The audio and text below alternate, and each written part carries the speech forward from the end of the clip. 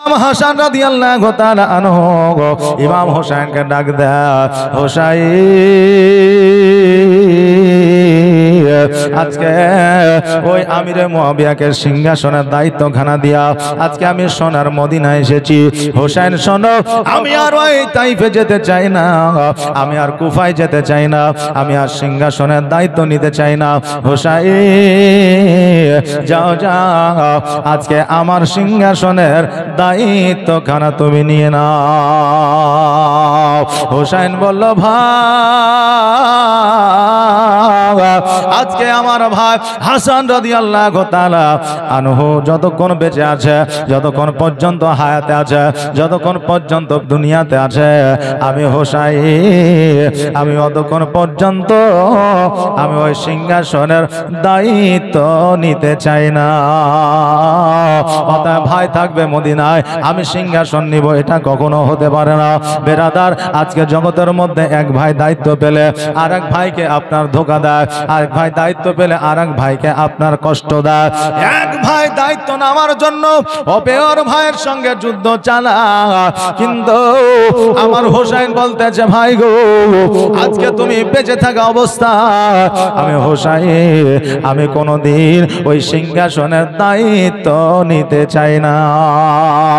হাসান বলে, হোসেন আজকে যে আমির মুআবিয়াকে দায়িত্বখানা দিয়ে এসেছি, তোমার কি মনে পড়ে না আমার নবী মুস্তাফা সাল্লাল্লাহু তাআলা আলাইহি ওয়াসাল্লাম ওই আমির মুআবিয়াকে লক্ষ্য করে বলেছিলেন, আমির মুআবিয়া আজকে আমার একজন এত কাছের সাহাবী আছে যার সন্তান আমার ইমাম হাসান ও হুসাইনের দুশমন হবে, যার সন্তান ওই কারবালার ময়দানে আমার ইমাম হাসান ও হুসাইনকে শহীদ করবে।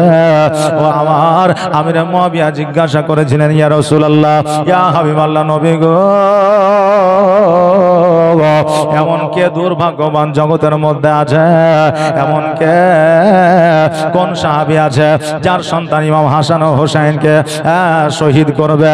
যেই নবীর সাহাবী আছে আজকে তারা যতক্ষণ পর্যন্ত ইমাম হাসান ও হুসাইনকে ভালো না বাসলো, তারা নবীকে ভালোবাসতে পারলো না। এটা আমার নবীর ঘোষণা, এটা আর অন্য কারো ঘোষণা না।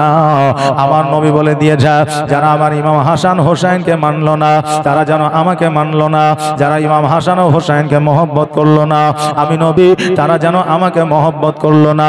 যারা ইমাম হাসান ও হুসাইনকে যারা আপনার যারা ইমাম হাসান ও হুসাইন রাদিয়াল্লাহু তাআলা আনহুর সম্পর্কে আলোচনা সমালোচনা করলো, তারা যেন আমি নবী আমার সঙ্গে করলো। এই আমার সাহাবীরা, আজকে বোঝা গেল ইমাম হাসান ও হুসাইনকে ভালোবাসলে আমার নবীজিকে ভালোবাসা হয়। আজকে ওই আমিরে মুআবিয়া বলেছিল, ইয়া রাসূলুল্লাহ, ইয়া হাবিবাল্লাহ নবী গো, আজকে কোন দুর্ভাগ্যবান সাহাবী আপনার আছে যার সন্তান ইমাম হাসান ও হুসাইনের দুশমন হবে? নবী আমার বলেছিলেন, আমিরে মুআবিয়া আজকে যে ইমাম হাসান ও হুসাইনের দুশমন হবে সেই সাহাবীর নাম আর অন্য কোনো নাম নয়, ওই সাহাবীর নাম হলো আমিরে মুআবিয়া। হ্যাঁ আমিরে মুআবিয়া, আজকে তুমি হবে ইয়াজিদের পিতা, যে হবে আমার হাসান ও হুসাইনের দুশমন। আমিরে মুআবিয়া বলেছিলেন, ইয়া রাসূলুল্লাহ, ইয়া হাবিবাল্লাহ নবী গো, আজকে যদি আমার সন্তান ইমাম হাসান ও হুসাইনের দুশমন হয় আমি আমিরে মুআবিয়া কথা দিলাম আমি জীবনে কোনোদিন বিবাহ করব না। আমার নবীজি বলেছিলেন, আমিরে মুআবিয়া শোনো রে, আজকে আল্লাহর মহিমা বোঝা বড় দা, কেমন ভাবে কোন দিয়ে কিভাবে বিবাহ হবে এটা তুমি নিজেই জানতে পারবে না। ও আমিরে মুআবিয়া, আজকে তুমি কোনো চিন্তা করিও না। আমিরে মুআবিয়া বলল, হুজুর গো, আমার যতই অসুবিধা, যতই কষ্ট, যতই বাধা বিপদ আসুক না কেন আমিরে মুআবিয়া আমি বিবাহ করব না। আমি বিবাহ করলে আমার সন্তানাদি হবে, আর আমার সন্তানাদি যদি হয় ইমাম হাসান হুসাইনের দুশমন হবে, এটা আমি কখনো চাই না। আমিরে মুয়াবিয়া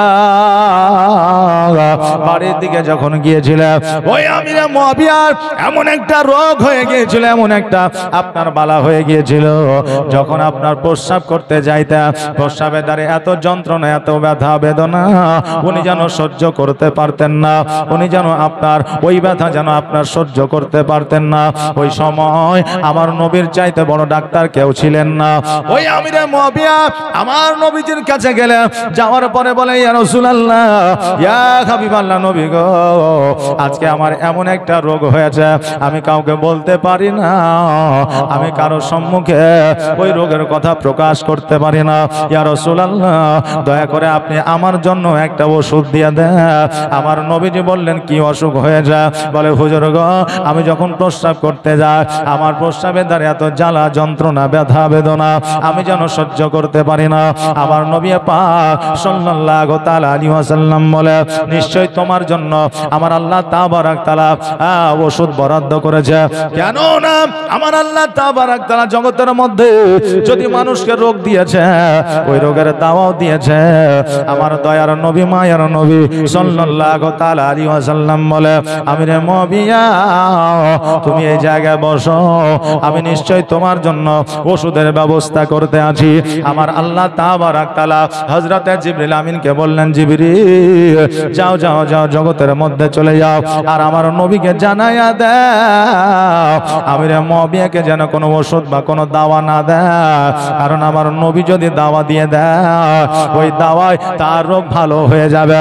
অতএব কোনো ওষুধ যাতে না দেয়, আমি আল্লাহ জিবরিল তোমার মাধ্যম দিয়ে জানিয়ে দিতে চাই, তুমি আমার নবীকে জানাইয়া দাও আমিরে মুয়াবিয়ার রোগ তখনই ভালো হবে যখন আমিরে মুয়াবিয়া বিবাহ করবে। জোরে বলেন সুবহানাল্লাহ। হযরত জিবরিল জগতের মধ্যে আসলে, আসার পরে আমার নবী মুস্তাফা সাল্লাল্লাহু তাআলা আলাইহি ওয়াসাল্লামকে বললেন, ইয়া রাসূলুল্লাহ, ইয়া হাবিবাল্লাহ, আমিরে মুয়াবিয়া এসেছে রোগের ওষুধের জন্য, অতএব তাকে দাওয়া ওষুধ দেওয়া লাগবে না। আমার আল্লাহ তাবারক তাআলা পয়গাম পাঠিয়ে দিয়েছে, ওনাকে বলে দে, উনি বিবাহ করলে ওনার রোগ ভালো হয়ে যাবে। নবী মুস্তাফা সাল্লাল্লাহু তাআলা আলাইহি ওয়াসাল্লাম বলে, আমার আল্লাহ তাবারক তাআলা যদি এই পয়গাম পাঠায়, যদি এই চিঠি পাঠায়, আমি আমিরে মুয়াবিয়াকে ওটাই দেব। এবার আমার নবীজি আমিরে মুয়াবিয়াকে বলল, আমিরে মুয়াবিয়া, আজকে তোমার জন্য কোনো দাওয়া নাই, কোনো ওষুধ নাই, আজকে তোমার জন্য একটাই দাওয়া, একটাই ওষুধ, সেটা হলো তোমার বিবাহ। অতএব তোমাকে বিবাহ করতে হবে, যতক্ষণ পর্যন্ত বিবাহ না করবা ততক্ষণ পর্যন্ত তোমার রোগমালা দূর হবে না। আমিরে মুয়াবিয়া বললেন, ইয়া রাসূলুল্লাহ, ইয়া হাবিবাল্লাহ, নবী গো, আজকে আমাদের যখন রোগ বালা হয়েছে, ওষুধ তো দূরের কথা, দাওয়া তো দূরের কথা, আপনার নুরানির চেহারা কানা দেখেছি, আমাদের রোগ ভালো হয়ে গিয়েছে। জোরে বলেন সুবহানাল্লাহ। কারণ সেই আমলে নবীর চাইতে বড় ডাক্তার কেউ ছিল না, এখনো নাই, কিয়ামত পর্যন্ত হবে না। জোরে বলেন সুবহানাল্লাহ। নবীর চাইতে বড় ডাক্তার কেউ হতে পেরেছে? এখন আছে, কিয়ামত পর্যন্ত হবে না। নবীর চাইতে বড় মাস্টার কেউ হয় না, এখনো হয়নি, কিয়ামত পর্যন্ত হবে না। নবীজির চাইতে বড় বিজ্ঞান এখনো নাই, কিয়ামত পর্যন্ত হবে না। এই জন্য কবির ভাষায় বলছে, বিজ্ঞানীরও বিজ্ঞানী আমার নবীজি। জোরে বলেন সুবহানাল্লাহ। আওয়াজ দিয়ে বলেন না সুবহানাল্লাহ। আর বিজ্ঞানীরও বিজ্ঞানী আমার নবীজি, এমন একটা দয়ার নবী আর হবে কি, এমন একটা মায়ার নবী আর পাইবা কি, বিজ্ঞানীদের বিজ্ঞানী আমার নবীজি। বিজ্ঞানীরা রথের যুগে আকাশেতে যায়, আর আমার নবী রকেট ছাড়া মেয়েরা যেতে যায়। জোরে বলেন সুবহানাল্লাহ। বিজ্ঞানীরা রথের যুগে আকাশ পথে যাচ্ছে চাঁদের দেশে, কেউ ফিরে আসছে, কেউ ফিরে আসতে পারছে না। আজকে তাদের নাম আমরা ভারতবাসী শুধু নয় সারা বিশ্ববাসী তাদের নাম করতে আছে, তারা পপুলারিটি অর্জন করেছে। কিন্তু আমার নবীজি আজকে থেকে 1442 হিজরি আগে আপনার আকাশ পথে গিয়েছিলেন বিনা প্লেনে বিনা জাহাজে, যে সময়ে শুধু আমার নবীজি চন্দ্র দেশে নয় সপ্তম আসমান ভেদ করে আমার আল্লাহর সঙ্গে দিদার করেছিলেন। জোরে বলেন সুবহানাল্লাহ। ওই নবী এখন যদি প্রশংসা করা হয় অনেকে আছে যাদের আপনার শরীরে লেগে যায়, এই জন্য কবির ভাষায় বলছে বিজ্ঞানীরা রথের যুগে আকাশেতে যায় আর আমার নবী রকেট ছাড়া মেয়েরা যেতে যায়।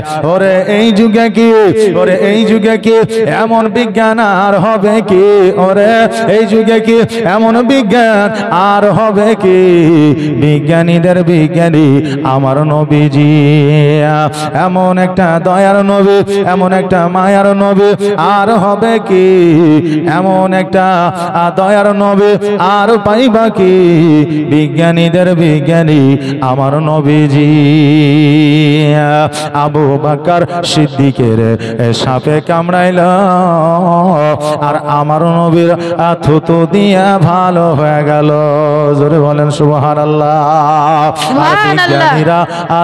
আর বিজ্ঞানীরা রথের যুগে আকাশেতে যায় আর আমার নবী রকেট ছাড়া মেয়েরা যেতে যায়।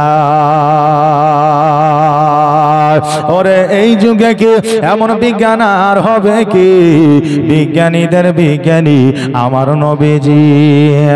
আবু বকর সিদ্দিকের সাপে কামড়াইল আর আমার নবীর থুতু দিয়া ভালো হয়ে গেল।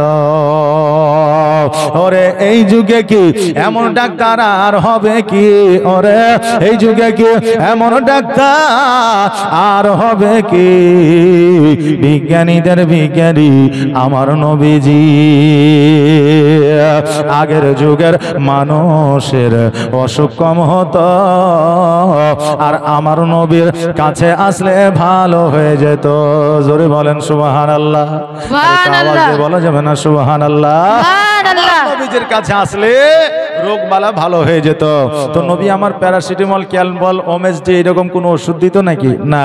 নবীর কাছে আসলে নবী কিছু কোরআনের আয়াত আর কিছু গাছগাছরা দিলেই রোগ ভালো হয়ে যেত।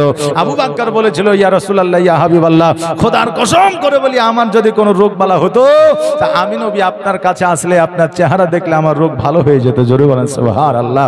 ওই নবী মুস্তাফা সাল্লাল্লাহু তাআলা আলাইহি ওয়াসাল্লাম আজকে কোরআনের আয়াত দিলে আপনার রোগ ভালো হয়ে যেত। আর আজকে আলেম ওলামার কাছে যদি একটু দুয়ার জন্য যাওয়া হয় তো সেটা নাকি শিরক ও বিদআত হয়ে যায়। জোরে বলেন নাউজুবিল্লাহ। বিরাদার এই জন্য কবির ভাষায় বলছে আগের যুগের মানুষের অসুখ কম হতো আর আমার নবীর কাছে আসলে ভালো হয়ে যেত।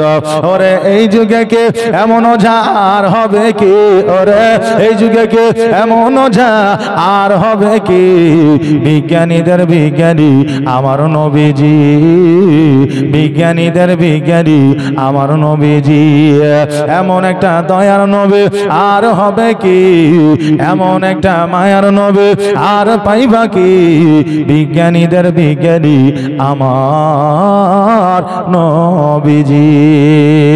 আল্লাহুম্মা সাল্লি সাইয়্যিদানা মাওলানা মুহাম্মদ ওয়া আলা আলিহি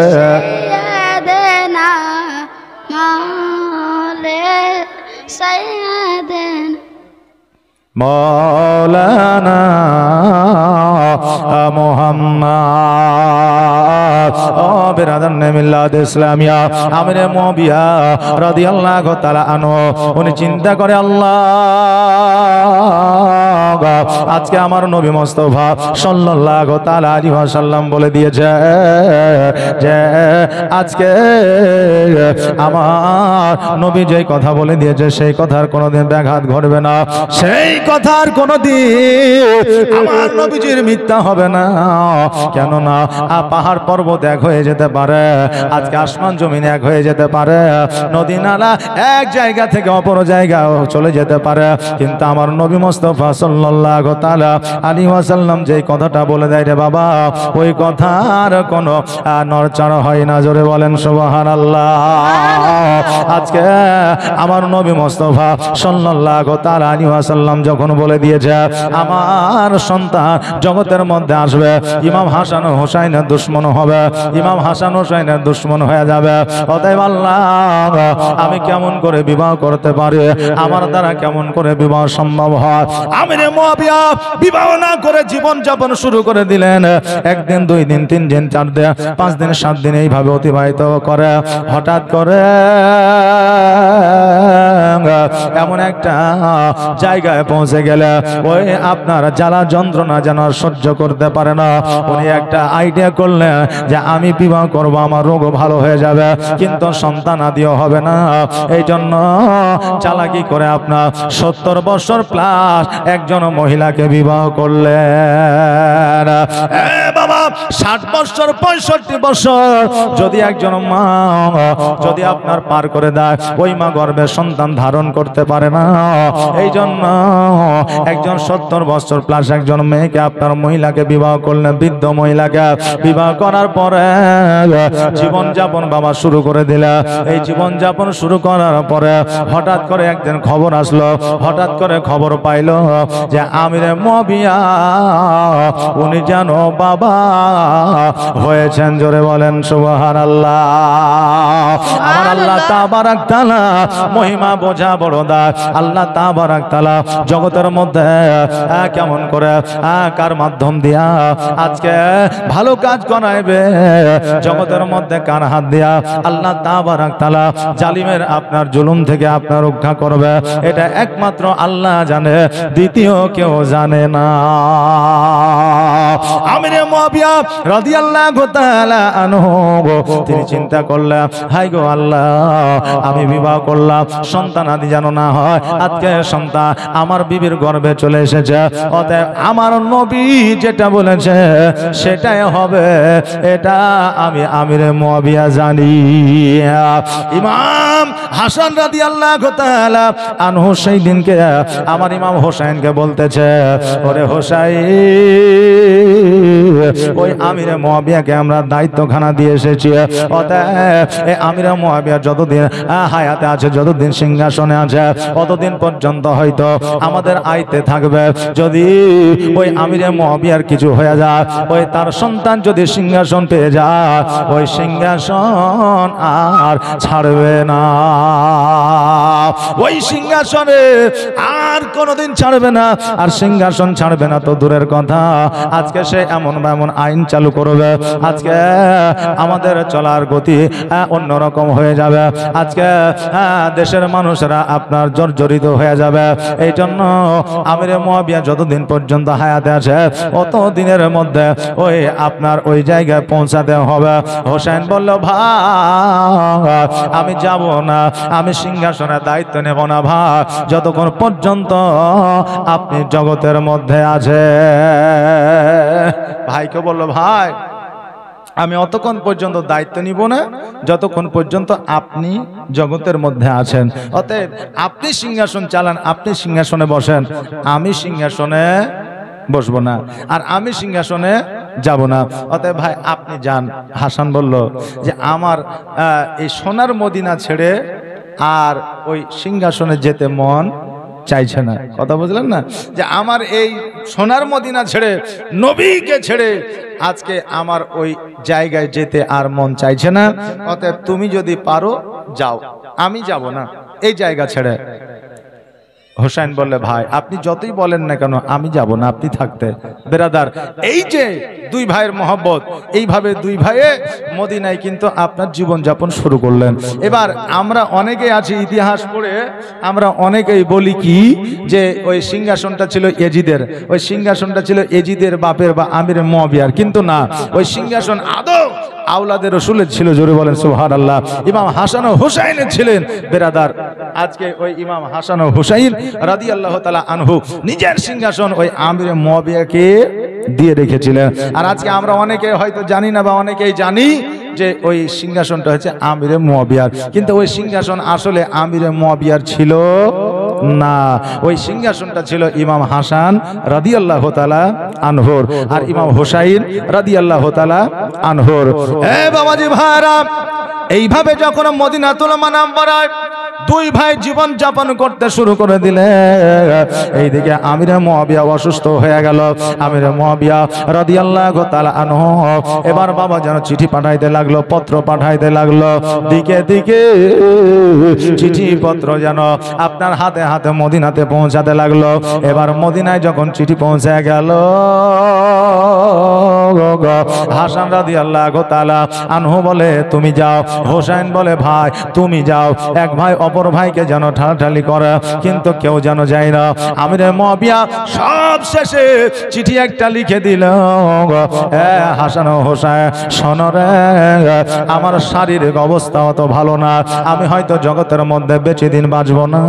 অতএব হোসেন আর দেরি নয়, দেরি নয়, জলদি করে আসিয়া তোমাদের সিংহাসনটা তোমরা বুঝে না, তোমাদের সিংহাসনটা তোমরা বুঝে না। এইদিকে দুই ভাই যেন দুই ভাইয়ের মধ্যে কেউ গেল না।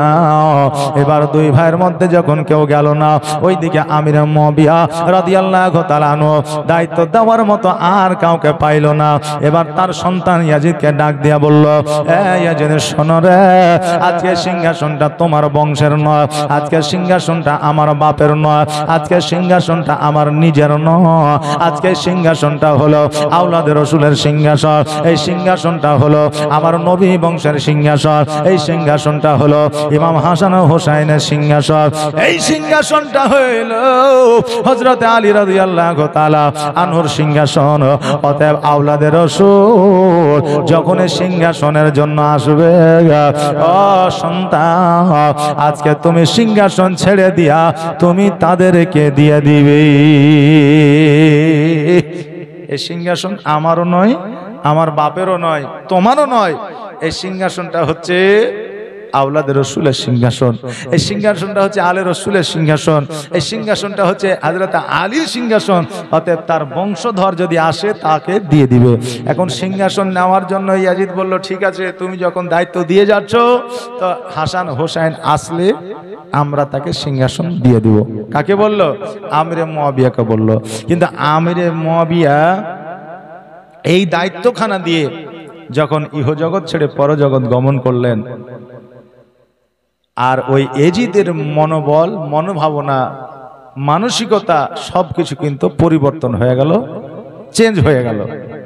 সিংহাসনের উপরে লোভ হয়ে গেল যে আজকে আমি যদি এই সিংহাসন ইমাম হাসান ও হোসাইনকে দিয়ে দিই তাহলে তারা রাজত্ব করবে আর আমাকে সেনা হয়ে জীবন যাপন করতে হবে।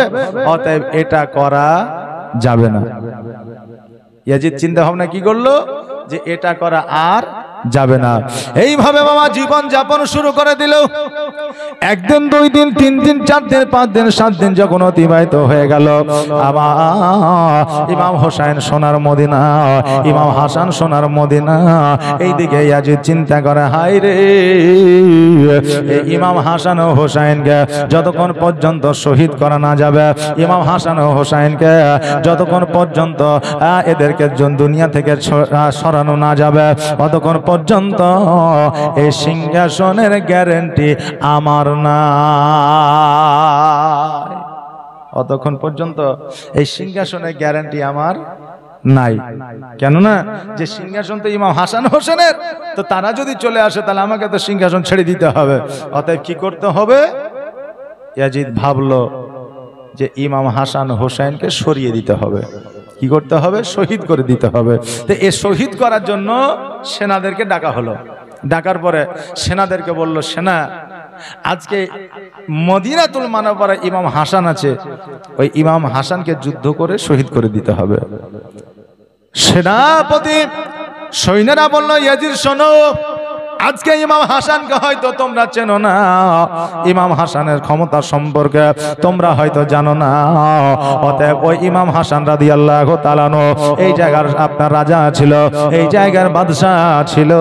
অতএব আজকে আমরা এই কটা সৈন্য কেন, আজকে গোটা আরবের সৈন্য দিয়া যদি ইমাম হাসানের সঙ্গে যদি যুদ্ধ ঘোষণা হয়ে যায়, কারো ক্ষমতা না ওই ইমাম হাসানের সঙ্গে যুদ্ধ করবে। জোরে বলেন সুবহানাল্লাহ। ইমাম হাসানের সঙ্গে যুদ্ধ করার মতো কারো ক্ষমতা না। অতএব যুদ্ধ করে তাকে শহীদ করা যাবে না, যুদ্ধ করে তাকে কতল করা যাবে না, আজকে যুদ্ধ করে তাকে দমন করা যাবে না, আজকে যুদ্ধ করে তার সঙ্গে লড়াই করে পারা যাবে না। ইয়াজিদ বলল, সৈন্যরা রে,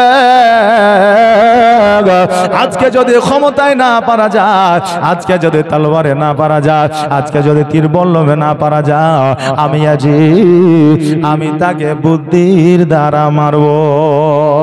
ইয়াজিদ যেইভাবে চালাকি করেছিল, ইয়াজিদ যেইভাবে চক্রান্ত করেছিল, ইমাম হাসান ও হুসাইন রাদিয়াল্লাহু তাআলা আনহু ওনারা কিন্তু চক্রান্ত করে না, ওনারা চালাকি করে না, ওনারা ইয়াজিদের সঙ্গে কোন রকমের বেঈমানি করে না।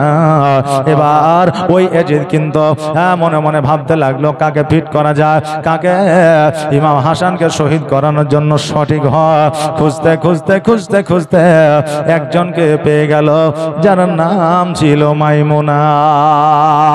এই মাইমুনা কে ছিল? এই মাইমুনা কোথা থেকে আসলো? এই মাইমুনা আমার নবী মুস্তাফা সাল্লাল্লাহু তাআলা আলাইহি ওয়াসাল্লামের বাড়িতে আপনার কাজকর্ম করত। আর ওই কাজকর্ম করতে করতে আমার ইমাম হাসান ও হুসাইন রাদিয়াল্লাহু তাআলা আনহুর বাড়িতে তাকে দিয়ে দেওয়া হয়েছিল। ইমাম হাসান ও হুসাইনকে কোলে পিঠে করে ওই মাইমুনা লালন পালন করে বড় করেছিল। এক কথায় ওই মাইমুনা ইমাম হাসান ও হুসাইন রাদিয়াল্লাহু তাআলা আনহুর বাড়ির আপনার কর্মচারী ছিল। ওই আপনার মাইমুনা যখন বৃদ্ধ হয়ে গেল, ইমাম হাসান রাদিয়াল্লাহু তাআলা আনহু বলেছিল, এই মাইমুনা শোনো রে, আজকে তুমি সারা জীবন যখন আমাদের বাড়িতে কাজকর্ম করেছো, অতএব তোমাকে আর কোথাও যাইতে হবে না, অতএব তুমি আমার কাছে থাকো, আমার বাড়িতে তুমি থাকবে। দেখবেন যখন মানুষ কাজ করতে করতে একটা বড় লোক বাড়িতে বা ধনী বাড়িতে কাজ করতে করতে যখন বৃদ্ধ হয়ে যাবে, তখন দেখবেন যে আপনার শেষ বয়সে বলে, আর কোথায় যাবেন, আমার বাড়িতে থেকে যান, নাকি বলেন? আমার বাড়িতে শেষ বয়স পর্যন্ত থাকেন, তখন যা হবে দেখা যাবে। তো ইমাম হাসান বলেছিল যে বয়স হয়ে গেছে, অতএব তুমি আর কোথায় যাবে, তুমি এই বাড়িতে থাকো, আমার কাছেই থাকো, এখানেই খাবে দাবে, এখানেই থাকবে। এই বলে ওই আপনার মাইমুনা ইমাম হাসান হোসাইনের বাড়িতে থাকতো, হাসানের কাছে থাকতো। এবার ওই আপনার ইয়াজিদ কি করলো, মাইমুনাকে ফিট করলো। মাইমুনা বলে আজকে যদি এই হাসানকে তুমি শহীদ করে দিতে পারো, এই ইমাম হাসানকে যদি তুমি মেরে দিতে পারো, তাহলে তোমাকে আমি এত স্বর্ণ রূপা মণি মুক্তা দেব যে তুমি খেয়ে শেষ করতে পারবে না। মাইমুনা বলল, কিভাবে? বলে যেইভাবে তুমি পারবে সেইভাবে তুমি শহীদ করবে, কোনো অসুবিধা নাই। তো মাইমুনা বলল যে না, আমার দ্বারা হবে না। বলে কেন? বলে যদি ইমাম হাসান জানতে পারে যে আমি তাকে শহীদ করার চেষ্টা করছি বা চক্রান্ত করছি, তাহলে আমার জীবন থাকবে না। অতএব আমি ইমাম হাসানকে কোনো মতেই চক্রান্ত করে মারতে পারবো না। ইয়াজিদ বলল, মাইমুনা তুমি একটু চিন্তা করে দেখো, ভাবনা করে দেখো, আজকে যদি ইমাম হাসানকে তুমি শহীদ করে দিতে পারো, আজকে যদি ইমাম হাসানকে যদি এই জগৎ ছেড়ে পরজগৎ তুমি বিদায় করে দিতে পারো, আজকে তোমাকে এত সোনা দানা মণি মুক্তা, এত ওট দুম্মা দেব, তুমি নিজে খেয়ে শেষ করতে পারবে না, তুমি ধনী হয়ে যাবে, বড় লোক হয়ে যাবে। আমিরে এইদিকে যখন ইয়াজিদ এই কথা বলল, এবার মাইমুনা চিন্তা করে বলল, ও হুজুর শোনো, আজকে আমি হয়তো আমার দ্বারা হবে না, আমি আমি হয়তো মারতে পারবো না, তবে আমি তার বাড়িতে একটা নয় দুইটা নয়, ইমাম হাসানের 4টা বিবি আছে, এই 4টার মধ্যে যে কোনো একটাকে যদি ফিট করতে পারি, যে কোনো একটাকে যদি আমার আয়ত্তে করতে পারি, তবে ইমাম হাসানকে শহীদ করা সব চাইতে আসান হয়ে যাবে। ইমাম হাসানকে শহীদ করা সব চাইতে আসান হয়ে যাবে। এবার বাবাজি ভাইরা, মাইমুনা বাড়িতে আসলো। বাড়িতে আসার পরে সব চাইতে আপনার যেই বিবিটা ইমাম হাসানের কাছাকাছি থাকতো, যার নাম ছিল আশআশ, যে বিবিটার নাম ছিল আশআশ, ওই বিবিটাকে বললো, আশআশ রে, আজকে যদি তুমি তোমার স্বামী যদি হাসানকে তুমি যদি শহীদ করে দিতে পারো, আজকে ইয়াজিদ তোমার জন্য সব চাইতে বড় উপহার রেখেছে। জোরে বলেন নাউজুবিল্লাহ। আল্লাহুম্মা সাল্লাল্লাহু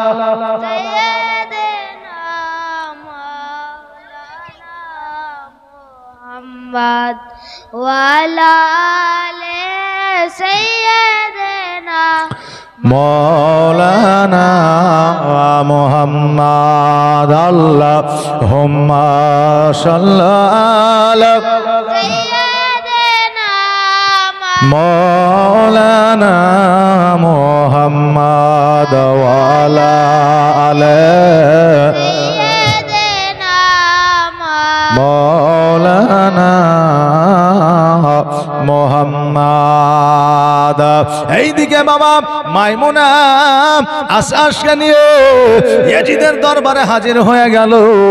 ইয়াজিদ বলল, আশআশ রে, আজকে তোমার স্বামীর সঙ্গে তুমি সংসার করো, আজকে তোমার স্বামী এত গরিব, আজকে তোমার স্বামীর নিজের বাড়িতে খাবার জোটে না, আজকে তোমার স্বামীকে যদি তুমি কতল করে দিতে পারো, আজকে তোমার স্বামীকে যদি তুমি শহীদ করে দিতে পারো, আমি ইয়াজিদ কথা দিলাম, আজকে আমি তোমাকে অর্ধেক রাজত্ব দিয়ে দিব, আর আমি তোমাকে বিবাহ করে আমি তোমাকে রানী বানাবো।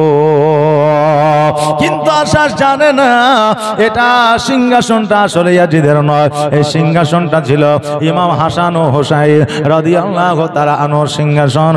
অতএব আশআশ যখন এই সমস্ত কিছুর অফার পেয়ে গেল, বেরাদার, ওই আশআশ কিন্তু রাজি হয়ে গেল, ওই আশআশ রাজি হয়ে গেল। বেরাদার, এইরকম কিছু নাদান, এইরকম কিছু চালাকি করার মতো আপনার মহিলা জগতের মধ্যে আছে না? নাই বাবা, আছে। কিছুদিন আগে আমরা একটা খবর শুনেছিলাম যে একজন আপনার মেয়ে অর্থাৎ স্ত্রী প্রেমিকের জন্য অর্থাৎ পরকীয়া প্রেমিকের জন্য নিজের স্বামীকে কেটে টুকরো করে ব্যারেলের মধ্যে ভরে দিয়েছিল। এই খবর আমরা অনেকে জানি না, তাই না? জানা আছে বেরাদার। তো এইরকম কিছু লোভী মেয়ে, লোভী মহিলা জগতের মধ্যে এখনো আছে, তবে সব মায়েরা নয়। এখনো এমনও মা আছে যে আপনার নিজের কষ্ট হয় কিন্তু নিজের স্বামীকে কষ্ট দিতে চাই না। জোরে বলেন না সুবহানাল্লাহ, একটা আওয়াজ দিয়ে বলেন সুবহানাল্লাহ, জাযাকাল্লাহ। হ্যাঁ বাবাজি ভাইরা, আশআশ বাবা রাজি হইয়া গেল। বলে কেমন করে মারতে হবে বলো, বলে তুমি কেমন করে মারতে পারবে বলো, বলে যেইভাবে মারলে জানতে পারবে না, বুঝতে পারবে না। এবার বলল, শোনো, আমি বিষ দিয়ে দিব, তুমি খাবারের সঙ্গে বিষ মিশায় দেবে, আর ওই বিষ মিশানো খাবারটা যখন খাবে, হাসা ইহ জগৎ ছেড়ে পর জগৎ গমন করবে। বাবাজি ভাইরা, ওই আশআশের হাতে, মাইমুনার হাতে বিষ যেন উঠে দেওয়া হলো, বাড়িতে নিয়ে আসলো। প্রথমত খাবারের সঙ্গে বাবা বিষ দিয়েছিল, যখন বিষটা খেয়ে নিয়েছিল, খাওয়ার পরে বুঝতে পেরেছিল, জানতে পেরেছিল আমি বিষ খেয়ে নিয়েছি। এবার ওই যখন শরীরটা আপনার জাম্প হয়ে যাচ্ছিল, বুকে যখন আপনার ধড়পড় শুরু হয়ে গিয়েছিল, আমার ইমাম হাসান রাদিয়াল্লাহু তাআলা আনহু আমার নবীজির রওজা মুবারকে গিয়ে পৌঁছেছিলেন। জোরে বলে সুবহানাল্লাহ। হাসান আমার নবী মুস্তাফা সাল্লাল্লাহু তাআলা আলাইহি ওয়াসাল্লামকে সালাম দিলেন, আসসালাতু ওয়াসসালামু আলাইকা ইয়া রাসূলুল্লাহ, আসসালাতু ওয়াসসালামু আলাইকা ইয়া হাবিবাল্লাহ। নবী গো গো আজকে না জানে আমার দমটা যেন আটকে যায়, আমার বুকটা যেন ধড়ফড় করে, আমি যেন চলতে পারি না। আমার নবী মুস্তাফা সাল্লাল্লাহু তাআলা আলাইহি ওয়াসাল্লাম বলে, এ হাসান শোনো, আমি তোমাকে শৈশবকালে বলে দিয়েছিলাম তোমাকে তোমার নিজের মানব তোমাকে বিষ পান করাইবে, একবার দুইবার তুমি আমার কাছে আসবে, তিনবারের বেলায় তুমি আসবে না। আর তিনবার যখন বিষ পান করানো হয়ে যাবে তখন তুমি এই জগৎ ছেড়ে পর জগৎ গমন করবে। বাবাজি ভাইরা, আজকে আপনারা আমরা হয়তো বলতে পারি ইমাম হাসান যদি জানতে পারলো তো ওই পথে কেন গেল, ইমাম হোসেন যদি জানতে পারলো তবে ওই পথে কেন গেল। এই বাবাজি ভাইরা, আমার নবী মুস্তাফা ছোট্ট কালে আমার ইমাম হাসান ও হোসেন রাদিয়াল্লাহু তাআলা আনহুকে আমার নবীজি বলে দিয়েছে, এ হোসেন তুমি কারবালার ময়দানে শহীদ হবে, এ হাসান শোনো তোমাকে বিষ পান করায় শহীদ করবে আমার মা ফাতেমা জোহরা রাদিয়াল্লাহু তাআলা আনহা। উনি জানতেন যেই জায়গায় ইমাম হোসেন শহীদ হবে ওই জায়গাটাকে আমার মা ফাতেমা ঝাড়ু লাগায়া পরিষ্কার করেছিলেন। জোরে বলেন সুবহানাল্লাহ।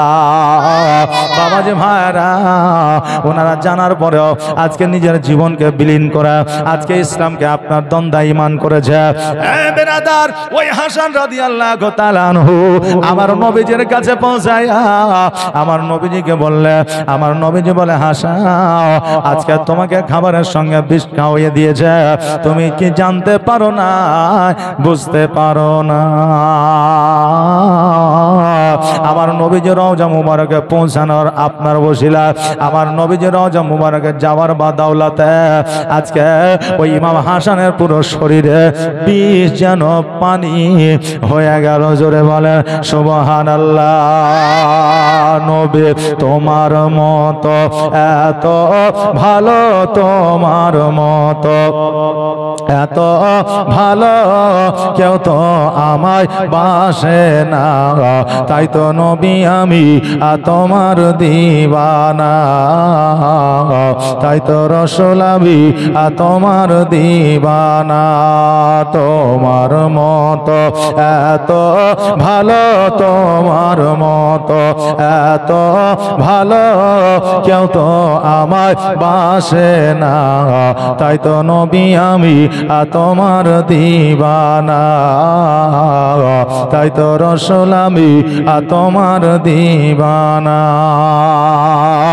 ও কি শুনেছি কিতাবের লেখা,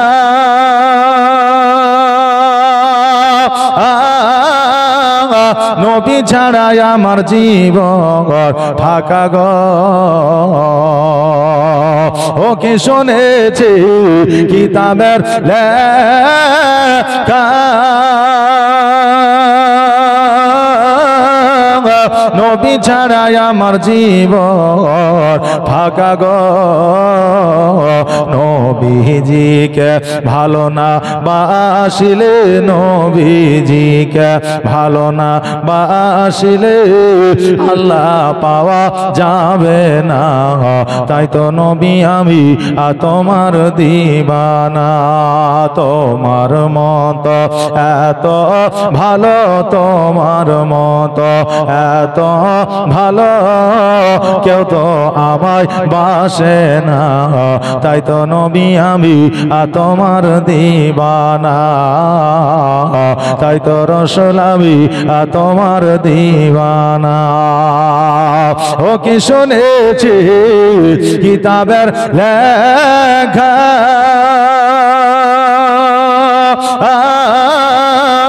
নবী ছাড়াই আমার জীবন ফাঁকা গো। নবীজিকে ভালো না বাসিলে, নবীজিকে ভালো না বাসিলে আল্লাহ পাওয়া যাবে না, তাই তো নবী আমি তোমার দিওয়ানা। তোমার মতো এত ভালো, তোমার মতো এত ভালো কেউ তো আমার বাসে না, তাই তো নবী আমি তোমার দিওয়ানা, তাই তো রসুল আমি তোমার দিওয়ানা।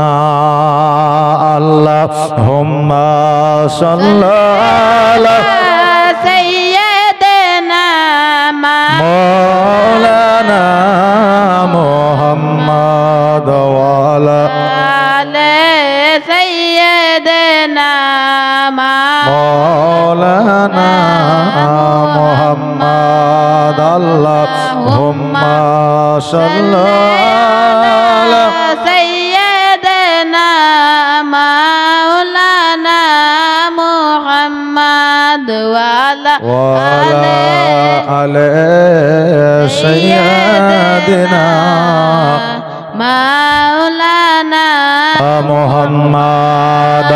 আমার নবীজি বললে হোসাইন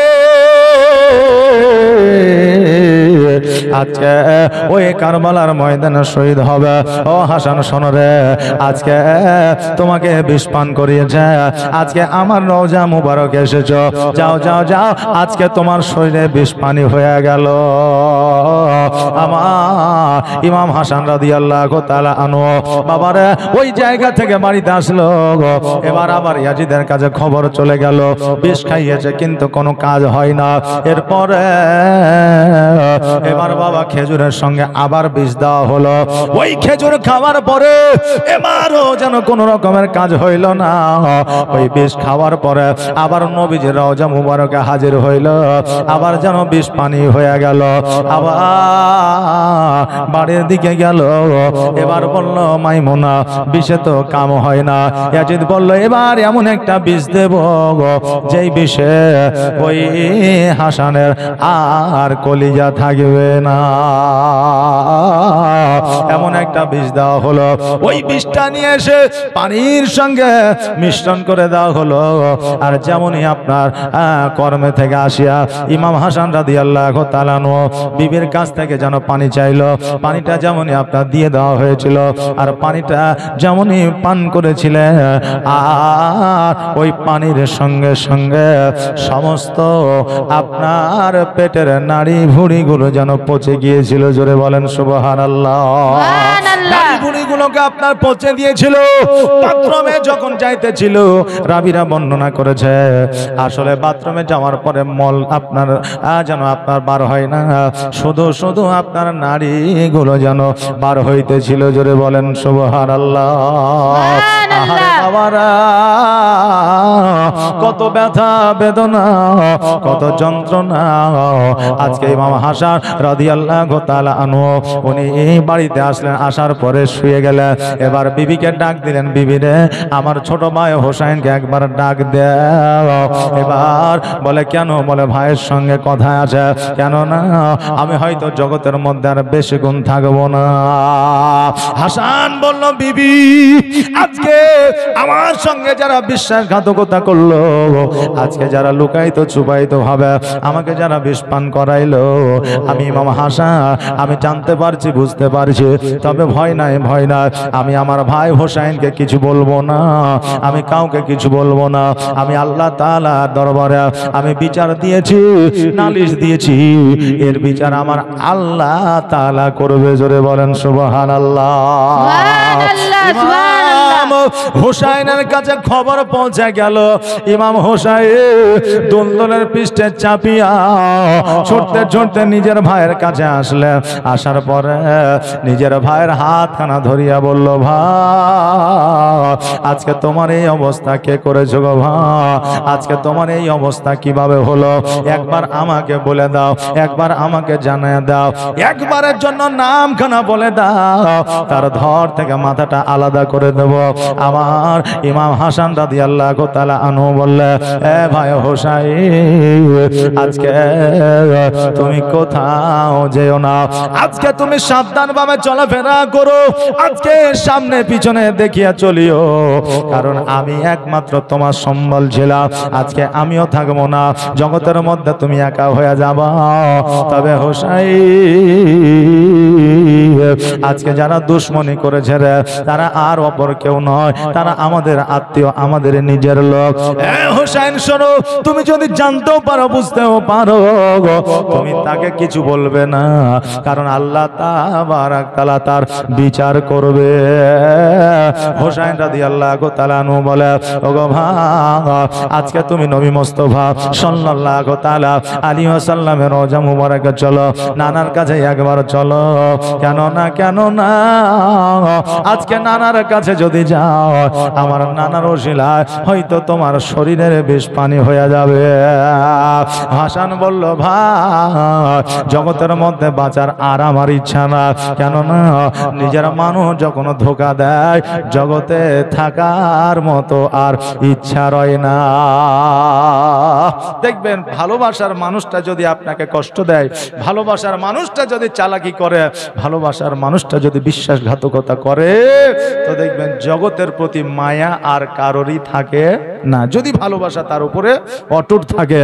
তো হাসান বলতেছে, ভাই, আমি আর নবীর রওজায় যাব না, আর আমার বিষ পানি হোক এটাও চাই না, আমি ইহ জগৎ ছেড়ে পর জগৎ আমি চলে যেতে চাই।